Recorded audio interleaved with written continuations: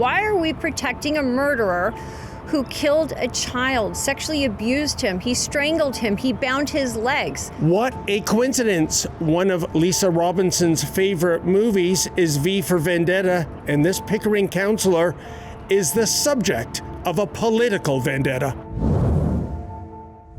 David Menzies for Rebel News here in Pickering, Ontario. And you know, folks, a few decades ago, Alan Moore wrote a graphic novel that was a bestseller.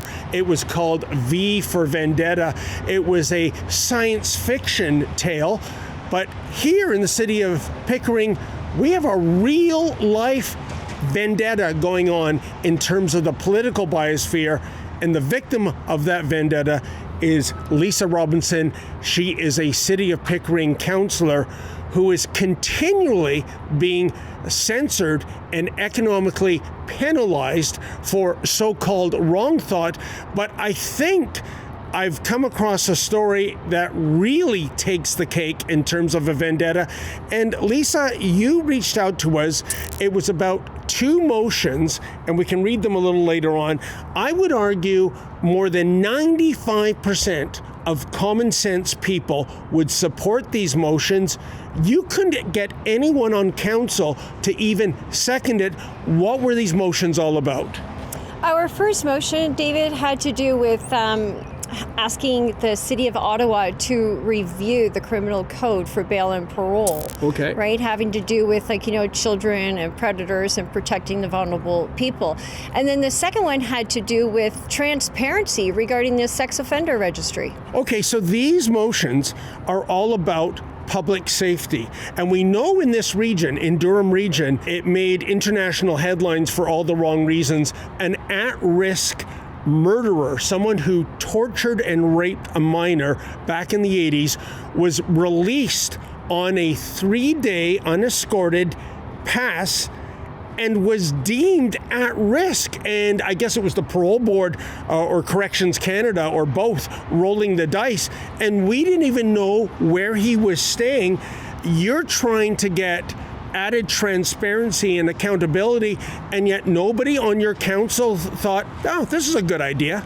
Yeah, nobody on council thought that it was a good idea at all. You know, I've actually put through almost 30 motions that have not been seconded. Regarding this particular one, yes, that's exactly why I had brought these two motions forward. And it's not going to be the only time that's going to happen, because he's allowed up to 2 more 72 hours unescorted in the region. Yes. Within this 12-month period. So I thought it very fitting to bring these motions forward. Hey folks, before I go on, can you do me a favor? Can you go to mayorashexposed.com? That's mayorashexposed.com. Kindly sign the petition, and if you're able to, make a donation. We have to take a stand against censorious municipalities. It's not just Pickering, it would seem. Just down the 401 at the town of Whitby, Councillor Chris Leahy, he tried to get a similar kind of motion asking the federal government to inform local politicians and authorities when a at-risk offender is released. And that didn't even get voted on. It was considered out of order or something like that. Why is it that those in the political class, at least in the East End of Toronto area, are against what I would argue is near and dear to the vast majority of constituents? I think it's really disgusting the way that our politicians these days are protecting predators as opposed to protecting the children, especially out here Durham way, because that's exactly what seems to be happening. We need to spend more time having more transparency, giving the parents the know-how and the ability to know if there is a predator living next door to them, or if there's one being released for 72 hours. Why are we protecting a murderer who killed a child, sexually abused him, he strangled him, he bound his legs? A 14-year-old boy that never got to say goodbye to his parents, say goodbye to his friends. You know, Lisa, is that indeed it? I know when we reach out to the feds, they always play the privacy card. He is entitled to his privacy, and I would say, no, he's not. Public safety trumps everything, including privacy and confidentiality. If I was in charge, Lisa, I am a proponent of the death penalty, but I have wiggle room. If we have proof that the person murdered the victim. If you are behind bars for life, and by life I don't mean 25 years, I mean until you rot away and die, I'll accept that. But now they're deemed at-risk offenders and being released unescorted. This is madness. It's complete madness, right? And the thing is like, they're going to try and integrate this murderer of this 14-year-old boy back into society. And that's why they're doing these 72 hours unescorted leaves in our communities, is because they want to reintegrate him.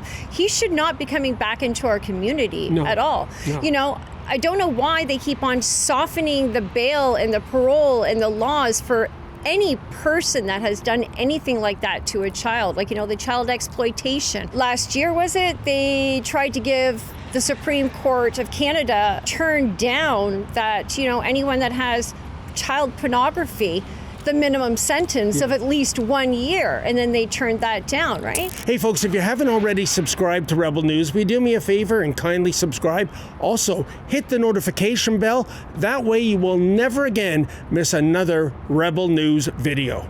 Yeah, I believe in second chances, shoplifting, fare evasion, what have you. But first-degree murder? No, you're all out of chances. No, I'm with you 100% there. I am also for the death penalty for something like this. This person should not be allowed to walk among society with the children next to parents. I mean, the whole entire community is up in arms over this, as rightly they should be. And Lisa, I did reach out to Mayor Ash. I had 2 questions for him. Here they are, folks. Number 1, why didn't anyone on council, including yourself, Mayor Ash, support these motions? 2, Councillor Robinson feels the unspoken reason her motions are not supported has little to do with the merits of the motions and more to do with a vendetta against her. Can you comment? Lisa, that was 4 days ago. I gave Mayor Ash a deadline. I had no response. My email wasn't acknowledged. So I do want to hear his side of the story, council's side of the story. They're not giving it. No, you probably won't hear back from them. I mean, it's a hit and miss, right? But, it is definitely a vendetta. Councillor Cook has openly said in council chambers that she will never second any of my motions. The mayor has said, well, in an email, he had actually said, well, you know what, maybe it's the messenger and not the message. So it just shows you the type of people that are running our city right now. They care more about a vendetta against me than they do actually protecting the people of Pickering. So that's amazing and very telling when Councillor Cook says she will never second any of your motions. So if you somehow found some billionaire that wants to bequeath to Pickering a multi-million-dollar recreational facility for free, no, I'm not going to second that because Lisa Robinson put it forth.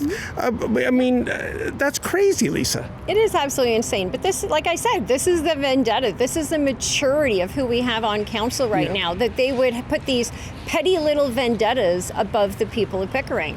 And going back to, your opening statement when you talked about if anyone has seen V for Vendetta. Well, I have to tell you, last November the 5th, 2 Novembers the 5th ago, I posted on my Facebook, because that is one of my favorite movies, I have to tell you. So I posted on my Facebook on November the 5th, I posted, remember the 5th of November, the gunpowder treason and plot. I feel no reason why the gunpowder treason should ever be forgot. Did you know the city of Pickering actually went to the police to have me charged because they thought I was going to blow up Parliament or something like that? And then in the CAO, she sent a letter back, and amongst her, her diatribe, she was talking about, she wants to blow up. And then she said, or burn down, she used her own words, or burn down the city hall. So it just shows you, what's happening here at the city of Pickering and how they keep on wanting to attack me for things like this. Well, Lisa, I had no idea that you were a fan of V for Vendetta.